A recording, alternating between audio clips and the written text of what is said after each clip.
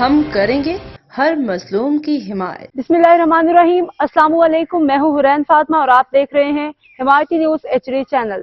نظر ڈالتے ہیں آج کی اہم خبروں پر۔ کراچی میں کیمیکل حادثہ، 10 سالہ بچہ جھلس گیا، متاثرہ خاندان انصاف اور مالی مدد کا طلبگار۔ یہ واقعہ رمضان المبارک کے آخری عشرے میں پیش آیا، ابھی تک بچہ علاج کا منتظر۔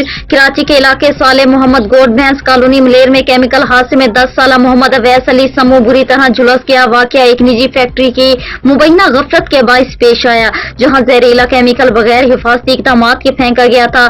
متاثرہ بچے کے والد مبارک علی سمو کے مطابق اویس کے 2 آپریشن ہو چکے ہیں اور علاج اب تک 14 سے 16 لاکھ روپے ڈاکٹروں کے مطابق ٹوٹ خرچ ہوں گے، جبکہ مزید علاج کے لیے کم سے کم 8 لاکھ روپے درکار ہیں۔ اہل علاقہ اور خاندان کی فریاد ہے کہ ابھی تک فیکٹری مالکان یا سرکاری اداروں نے کوئی رابطہ نہیں کیا، صرف چیئرمین جاوید اقبال کاکو نے ذاتی طور پر مدد فراہم کی۔ CEO نظر حمایتی نے حاجی غلام علی سہٹاڑ ہسوا ویلفیئر فاؤنڈیشن کے بانی ان سے اپیل کی ہے کہ چودھری عبدالمجید گجر سے بھی اپیل کی ہے کہ تمام باڑے مالکان سے اپیل کی ہے کہ یہ لوگ اس نمبر پر رابطہ کریں اور اس کی مدد کریں۔ خود گھر جا کر مبارک علی نے مخیر حضرات سے اپیل کی ہے کہ احتیاط یا تعاون صرف ان ذاتی نمبر پر دیا جا سکتا ہے جنہوں نے خبردار کیا ہے کہ کچھ افراد ایک خاتون کے ان کے نام پر فریب دہی سے پیسے وصول کر رہے ہیں۔ برائے مہربانی ان دھوکہ بازوں سے ہوشیار رہیں۔ رابطہ حاکم